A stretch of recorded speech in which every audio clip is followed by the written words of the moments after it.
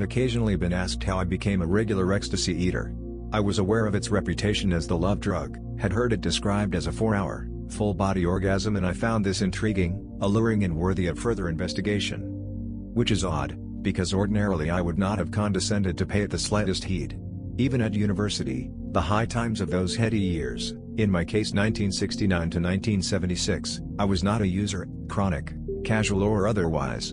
Despite an environment in which smoking grass and dropping acid, if not yet snorting coke or shooting smack, was not only benignly accepted, but benevolently smiled upon, I deliberately chose not to indulge.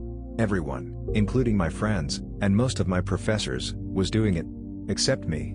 This had nothing to do with feelings of superiority or intolerance. It had to do solely with fear. Not only was I afraid of fucking with my mind, I was petrified of irreparably fucking it up. I steadfastly refused to buy into the druggy/head trip/stoner agitprop of the day. Reading the Electric Kool-Aid acid test or Fear and Loathing in Las Vegas, listening to Hendrix or The Doors, Cream or The Airplane was more than enough for me. Not that I was, despite my Midwestern Calvinist upbringing, narrow-minded or uncurious, nor was I unhip. Simply, I was scared. Small wonder, then, how often those select few with knowledge of my current habit have remarked upon my being the least likely person in the world to have fallen prey to it. Well, yes.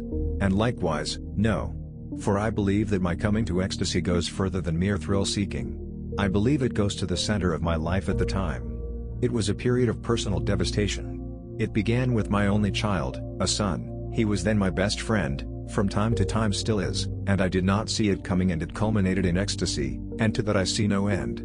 He was beautiful and sensitive and extraordinarily talented enough that at 13 his poetry had won the notice of university professors and New York book editors alike.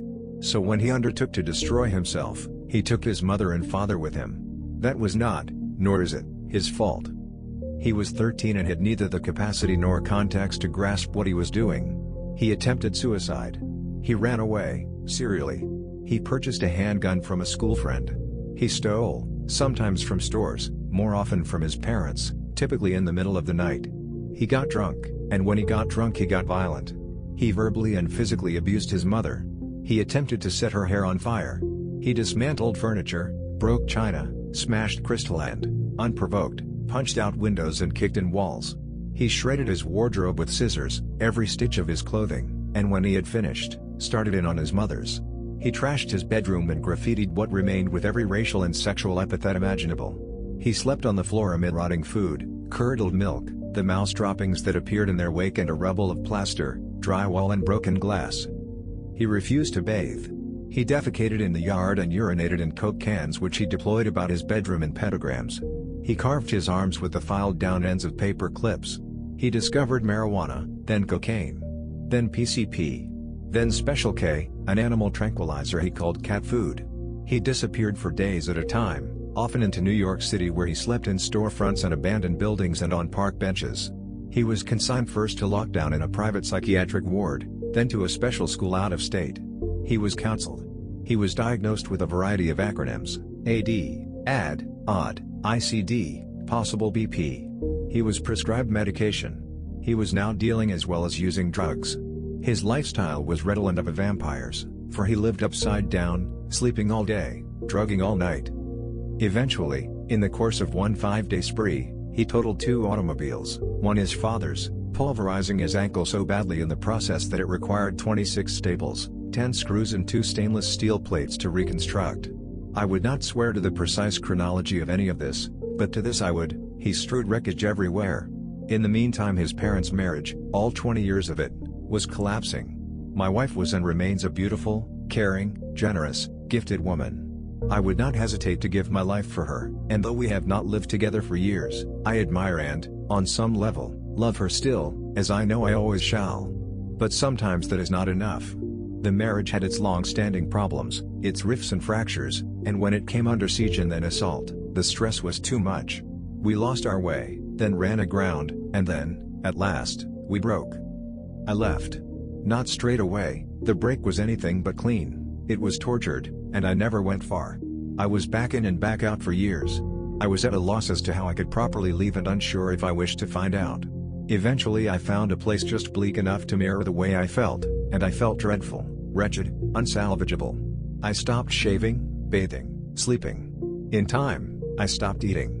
Over one 3-month period I shed 40 pounds. The place was a single, windowless room scarcely larger than a tool shed, a cellar space attached to the back of an abandoned garage, and I wallowed in it, in its cobwebs and filth, alone. I began to disintegrate.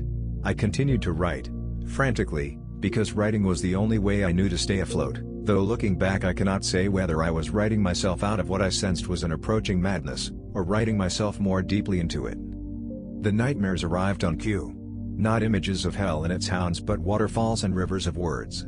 No images, no meanings, just words, disconnected, decontextualized, foaming, alone. I was hemorrhaging rhymes and the meter of verbs, and each morning, 4 a.m., 5 a.m., I awoke unbuoyed and drenched to the bone. Somehow, I completed the 500-page draft of a novel about, of all things, Lizzie Borden. But when I submitted it to my agent he deemed it one of the most brilliant pieces of insanity he had ever read, declared it utterly unmarketable, and declined to take it on.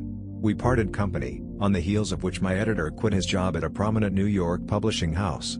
My marriage was dead, though I still insisted upon thinking of it as merely semi-comatose. My son still very much alive, I was agentless, editorless, apparently unpublishable, was living like a tramp and a recluse, my income close to nil, and I was going mad. And then the unthinkable happened, or rather, two things happened.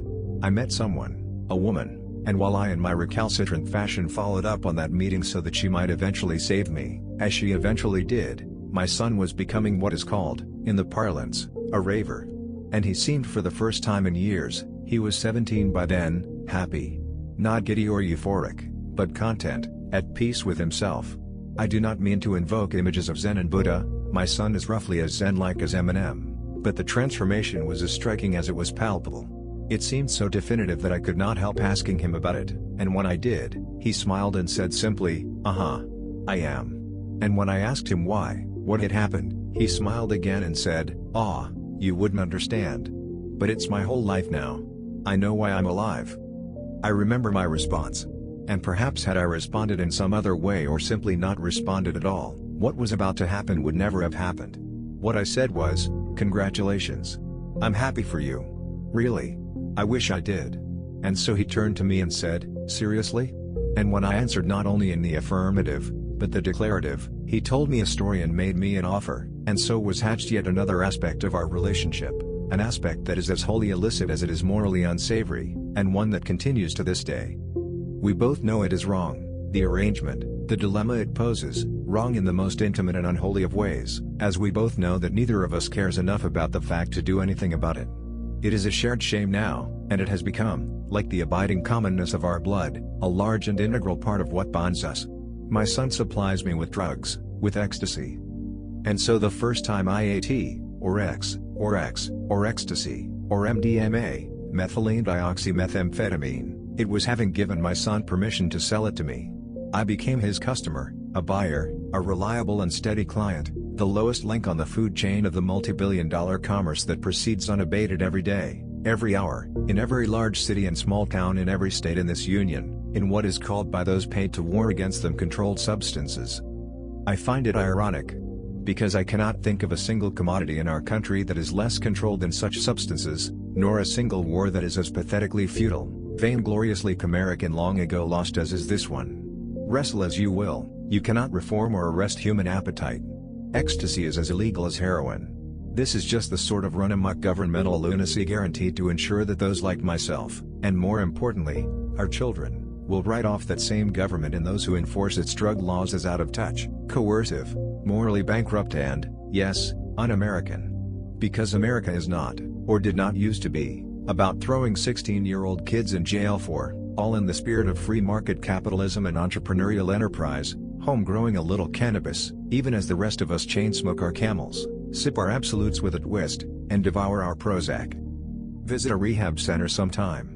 You will learn two things inside that first hour. 1, that there are people in this world who are more susceptible to addiction than others, there always have been, always will be, addicts.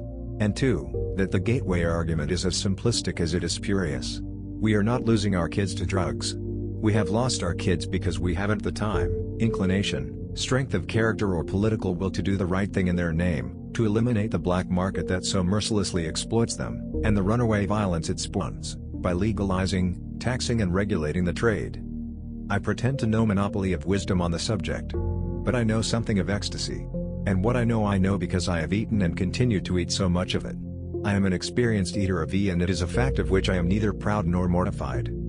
So here, in a word, a most sober, solemn, even a somber word, is what I know: yum. Ecstasy is delicious.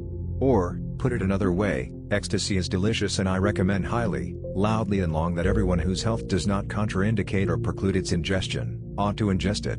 Go out, I admonish you, all of you, hit the streets or collar that neighborhood kid, drum up a contact, do a deal, repair thyself's home, soften the lights, put on some music, the best stuff, pour yourself a pitcher of ice water, perhaps two, keep a tin of Altoids handy, as well as a tube of Vicks inhalant and a couple of packs of mineral ice. Make yourself comfortable, lie back and swallow. An hour from now, perhaps less, you are going to experience something that shall forever change such time as remains to you on this earth. You are going to experience something that is, every second of it, delicious, deliciously, positively, unprecedentedly wonderful. It is your self-anointing, and I envy you that first time. So relish it, savor it, languish it, treasure it, that sacred 4 hours.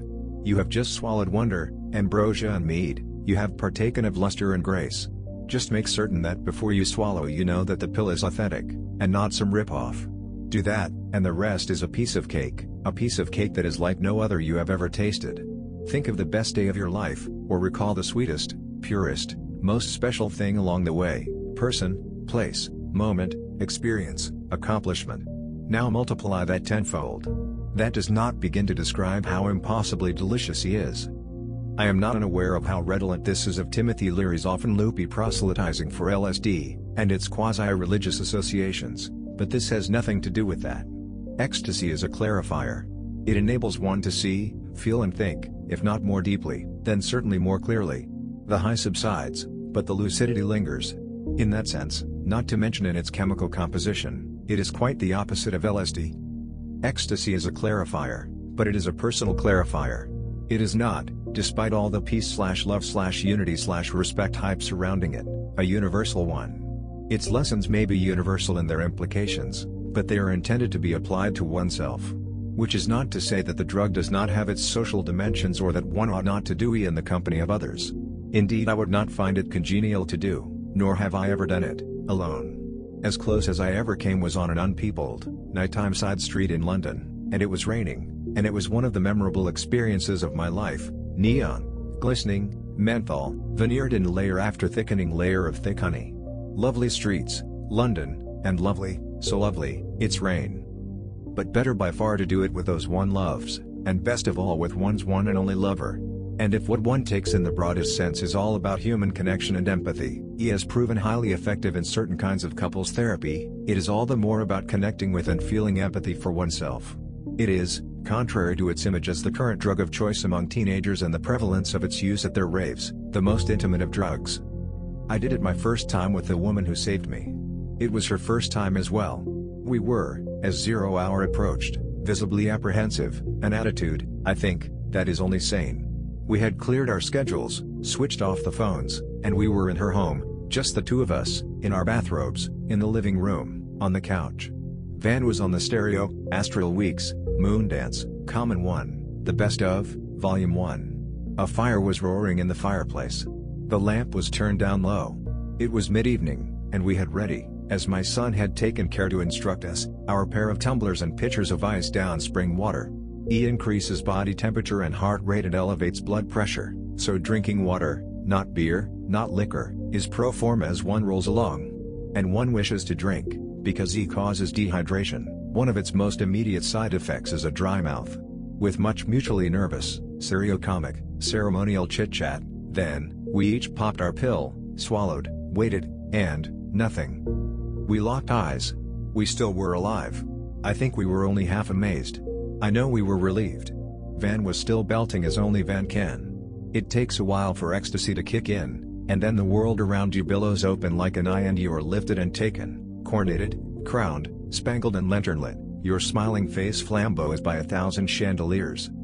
One of the most discernible early effects, it happened that first time, though often it does not, is what I have heard described as fluttery vision.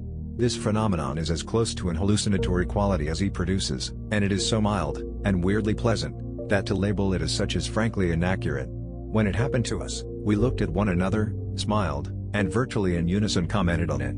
Cool. Images remain intact, they just move a little, as if jagged were a verb, within the texture of their own lines. These striations are very unthreatening, and very, well, cool. And then suddenly Van was singing way over there, and then way inside the very pith of my brain, yet way outside and all around as well. And that also was cool. What happened next was that everything and all at once, while clearly remaining itself, was transfigured, transmogrified, a new self, a simultaneously deeper and higher, older and newer self, smoother and softer and rounder. The world was suddenly guilt and worry and wrinkle-free, palpably, beautifully buoyant, visually, texturally, orally, transcendently right and glorious and divine. Whatever beautiful thing one can imagine, it is that much more beautiful on the end. So we looked at one another and felt one another, with our fingers and our lips and our tongues, indeed with the whole of our newfound faces, this plumbing of the new map of our bodies, new softer hair, new smoother flesh, new pinker, fresher, more fragrant, shimmering, altogether fluffier genitalia, and we smelled and tasted one another. She smelled of burst peaches and tasted as the recent salts of pearls, because sense of smell and taste is no less honed and heightened than the other senses. We bathed in one another, each of our 5 senses, 10 in all, because that commingling is what had taken place, its rhapsody, and humanity, and caress. And we looked to one another exactly as we felt and smelled and tasted, rapturous, heavenly, transcendent, numinous, aglow. Sheer resplendent, bejeweled goddess, I a radiant god. Later, I got up, walked to the bathroom. Walking on E is no more difficult than walking on water or floating on air, and looked in the mirror. I wanted to see what I looked like. I am just vain enough that the thought occurred to me even in the midst of the role, though I already had seen reflected in my lover's eyes that I looked sufficiently, there is no other word, gorgeous. If I looked half as gorgeous as she did to me, I reckoned I was in for a treat, and the person I saw looking back at me was gorgeous, but gorgeous in a way that floored almost as much as it thrilled me. Here, now, as I stared grinning in astonishment, I looked 28. And not some 50-year-old version of myself at 28, but me the way I was back then. I moved closer, peered harder. I could scarcely believe it. I had recaptured myself. Dorian Gray. Fountain of youth. Spontaneous regeneration. Somehow I had been restored, and I felt what I can only describe as an all-consuming nostalgia for the present. And then, after helping each other off with our bathrobes, our old, nubby, cotton twill bathrobes, suddenly spun of the finest cashmere and angelica, these clouds of talcum and down, we embraced, and kissed, and she whispered in my ear, "We've found fucking gold." It distinctly was not an out-of-the-body experience, as it was not a mind-expanding one. It distinctly was a further into the body experience, and a mind-clarifying one. An excavation of the self. An exhumation of the other. And so we did. For 4 hours we dug, sinking further into each other, as likewise into ourselves, and eventually, after 4 hours of mutually synchronized digging, that felt exactly like 40 minutes, we found it. Only it wasn't gold. It was something far better. It was sex, the very X in sex, and the climb and climax of sex is revelation. And a soul. So maybe ecstasy does have something to do with religion, although the word spirit seems to me a more felicitous fit. Because the peace one feels, and the insights one gains, epiphanies may be a better word, are no less than oceanic. You know, that you contain oceans and that those oceans are filled with beauty and grace and light and love and that they are yours to share as it may please and delight you. But there is a cost and that cost is high. It is as expensive as it is extravagant. The simple truth is, when you eat ecstasy, you are deliberately messing with your mind, or more accurately your brain, or more accurately still your brain chemistry. You are releasing, in a rush, as a deluge, and that rush is unnatural in the sense that if God intended you to experience it, it would not require a flock of white-coated cookers in a clandestine laboratory somewhere in Holland or Israel or France to design and customize a pill for you to do so, nor would the delivery and distribution of those pills so lavishly profit the mob. You are, as I say, triggering a veritable tsunami of serotonin, the human body's pleasure juice, that in turn floods in the most sensory, sentient way your consciousness, which in turn turns everything gold, or rather, golden. And in the wake of that rush, Not the day after perhaps, when you are still basking, deliciously exhausted in its afterglow, but the day after that, or the next, what I have heard described as Black Tuesday. You run the risk not only of emotionally crashing, but of feeling so rawly depleted, that you are tempted to pledge. I have never felt this awful in my life, as empty, hollowed, flat, so soulless and lost to myself, so amputated, so emotionally exsanguinated, and I shall never, not ever, do this again. And also, whatever was I thinking?